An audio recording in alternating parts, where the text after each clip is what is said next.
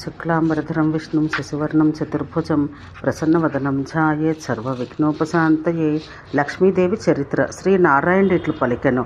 దేవేంద్రుడు శ్రీహరి మాటలకు సంతసించి తన గురువుతో తోటి దేవతలతో కలిసి మహాలక్ష్మీదేవి కొరకు క్షీరసముద్ర తీరానికి బయలుదేరను.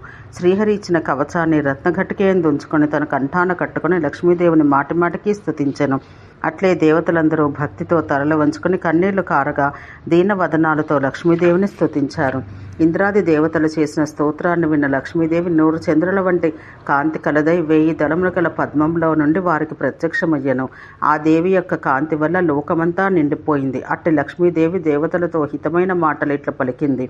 ఓ దేవతలారా, మీ ఇండ్లకు వచ్చటకు నాకు ఇప్పుడు ఇష్టం లేదు. మీరు బ్రాహ్మణ శాపం వల్ల భ్రష్టులయ్యారు. నేను కూడా బ్రాహ్మణ శాపానికి భయపడతాను.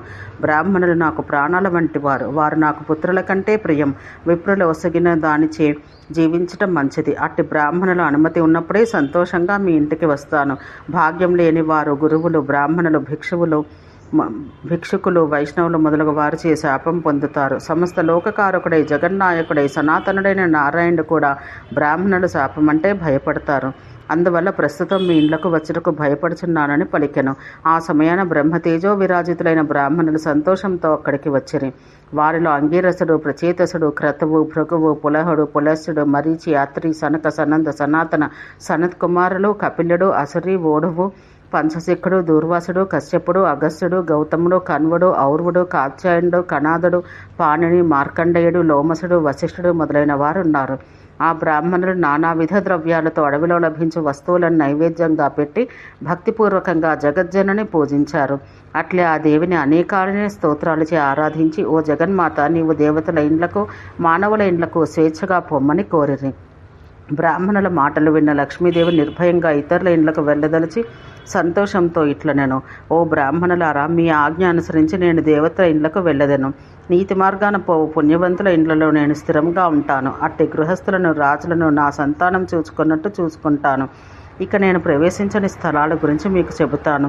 గురువు, దేవత, తల్లిదండ్రులు, బంధువులు, పితృవర్గం, అతిథి కోపించే వారి ఇండ్లకు నేను పోను. అట్లే అబద్ధాలు మాట్లాడువాడు, వేదాధ్యయనం చేయనివాడు, సత్వహీనుడు, చెడు ప్రవర్తన కలవాడు, తనను నమ్మి తన దగ్గరుంచిన ధనాన్ని అపహరించేవాడు, కూటసాక్ష్యం చెప్పువాడు, విశ్వాసమే లేనివాడు, కృతజ్ఞుడు, పిసినారి, దీక్ష లేనివాడు, భార్యాదాసుడు, దుశ్శీలయగు స్త్రీ కలవాడు, ఎల్లప్పుడూ కలహం పెట్టుకునేవారు, శ్రీహరి పూజ, శ్రీహరి కళ్యాణాలు కీర్తించనివాడు, అతని కళ్యాణ గుణప్రశంస ఉండనివాడు, కన్యను, అన్నాన్ని, వేదాన్ని అమ్ముకొని బ్రతుకువాడు, సాటి మానవులను చంపువాడు, హింసించేవాడు, తల్లిని, తండ్రిని, భార్యను, గురుపత్నిని, గురువును, పుత్రుని, అనాథలను, అక్క చెల్లెండ్రను, కూతురును, ఏ గతి లేని బంధువులను పోషించనివాడు, పండ్లు చక్కగా తోముకొననివాడు, మూత్రాన్ని, మలమును విసర్జించిన తర్వాత రహస్యాంగమును చూచుకునేవాడు, కాళ్ళు కడుక్కొనక నిద్రపోవువాడు, నగ్నంగా పరుండువాడు, సంధ్యా సమయాన పగటిపూట నిద్రపోవువాడు, నూనెతో తలంటుకొని తర్వాత మర్మావయవాన్ని ముట్టుకున్నవాడు, మర్మావయం ముట్టుకున్న తర్వాత శరీరానికి నూనె పోసుకున్నవాడు, తలంటుకున్న పిదప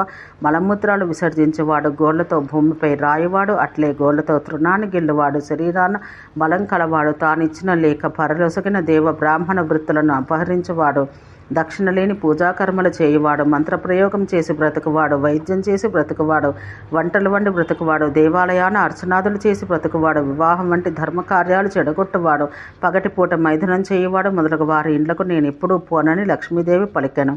లక్ష్మీదేవి పై విధంగా పలికి దేవతలు మానవుల ఇండ్లలో ఉండటకు సమ్మతించి అంతర్ధానం చెందెను. దేవతలు, మునులందరూ ఆ లక్ష్మీదేవికి నమస్కరించి తమ తమ నెలవులకు వెళ్ళిరి. అప్పుడు దేవతల నిలయమగు స్వర్గాన్ని శత్రువులు పరిత్యజించిరి. దేవతల స్నేహితులు అక్కడికి వచ్చిరి. దుందుభినాద్యం వాద్యం మోగుచుండగా, పుష్పవర్షం కురియుచుండగా దేవతలు చాంచల్యం లేని లక్ష్మిని పొంది తమ రాజ్యాన్ని తిరిగి పొందిరి. ఓం శాంతి శాంతి శాంతి.